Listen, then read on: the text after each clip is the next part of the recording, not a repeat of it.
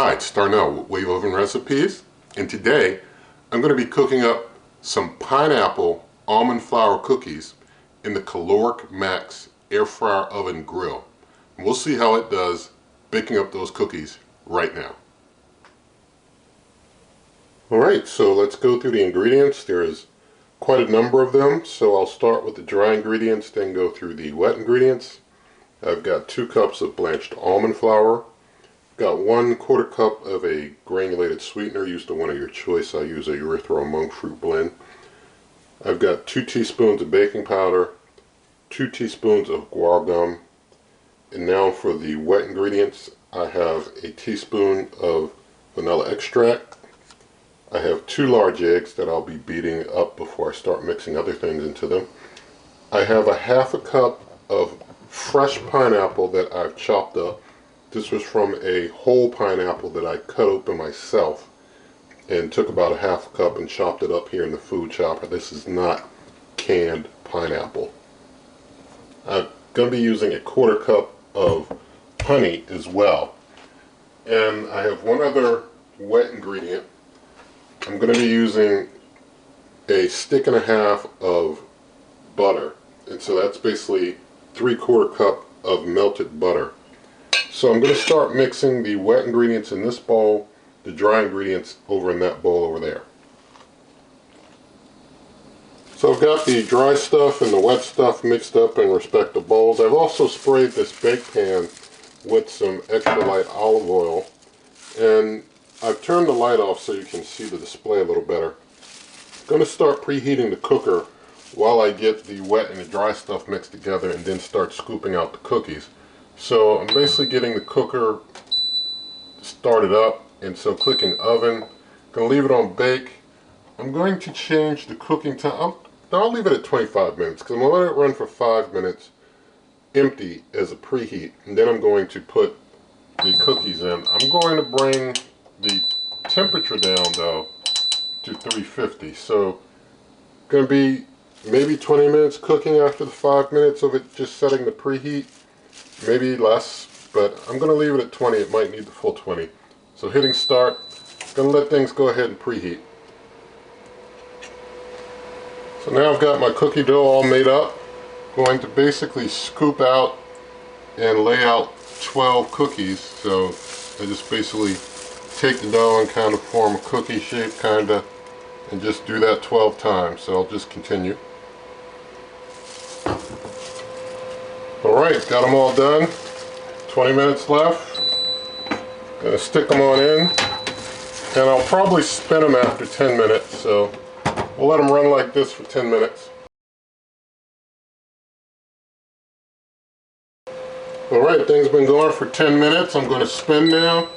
You see that the juice from the pineapple just inside of them has caused these to really kind of expand and grow, and I think I would have used, knowing this, I would have used maybe a stick of butter instead of a 1.5 sticks. But we see things are kind of growing a lot. So we're just going to continue.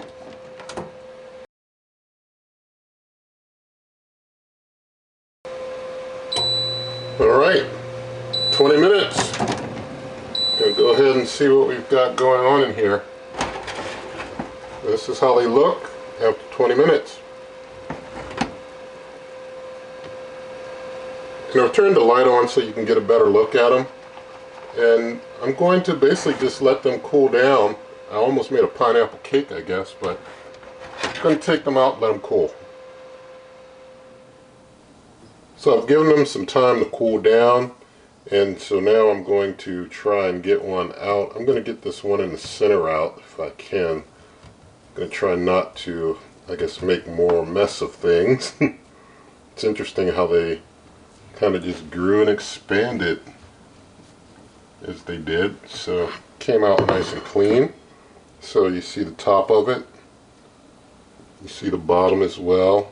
It's kind of, I guess, kind of loose. I mean, I guess, if I had cooked them harder, they would have got, really brown. But I think just putting that much butter in probably made them a little too loose. So Probably need a bit less butter. I don't even know, maybe even less than a stick. I'm thinking maybe 6 tablespoons would have been better to have things be a little firmer. But we'll go ahead and do a taste test of this. So thank God for the cookie. Let's taste. It's like I said, it's pretty loose, so it's not really holding together well. Definitely should have used probably just 6 tablespoons of butter instead of a stick and a half, but thank God for it anyway, and let's taste.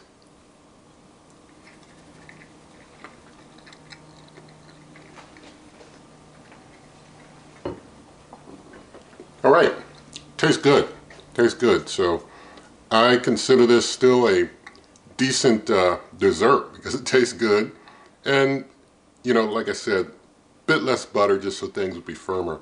And it'll be more of a firmer cookie for you.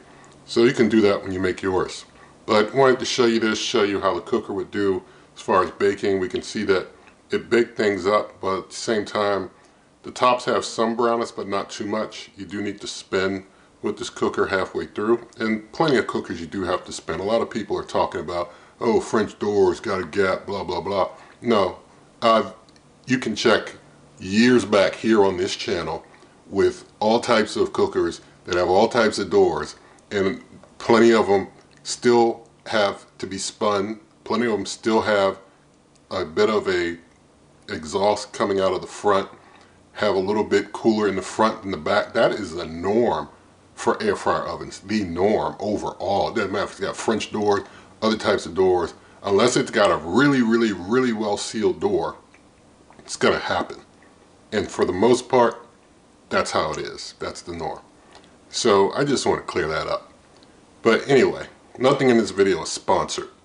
And I do hope that you liked it. In the video description, there are lots of ways to help the channel, such as my cookbook, merch, memberships, donations. Link to the Amazon shop, pay the same price, help the channel. Also my blog, superwaveovenrecipes.com, there's plenty more there. And so, if you did like the video, please give it a thumbs up, share the video with a friend, leave your comments, subscribe to the channel, hit that notification icon, and good eating.